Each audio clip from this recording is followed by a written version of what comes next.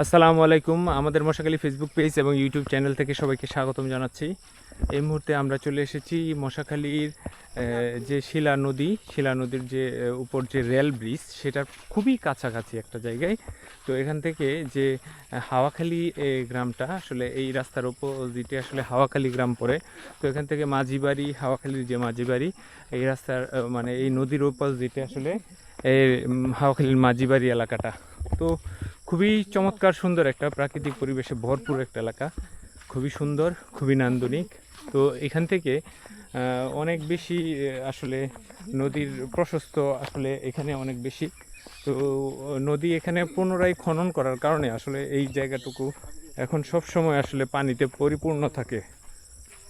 তো এই মুহূর্তে যে জায়গাটা দেখতেছেন সেটা হচ্ছে যে মাঝিবাড়ি এলাকাটা। তো এখান থেকে এখানে কচুরি পানায় ভরপুর আসলে এই এই এলাকাটা। তো এখান থেকে কচুরি পানায় ভরপুর। তো এই এলাকাটা খুবই চমৎকার একটা জায়গা। তো এখান থেকে আসতে হলে আপনি আসলে দুই ওয়েতে আসতে পারবেন, একটা রেল লাইনের পাশ দিয়ে, আর আরেকটা হচ্ছে আপনার বাইলনা মশাখালী থেকে বাইলনার যে রাস্তাটা, সেই রাস্তা দিয়ে। তো নদীর পাড় দিয়ে আসলে আসলে এই এলাকাটা দেখতে পারবেন। তো খুবই চমৎকার সুন্দর একটা পরিবেশ।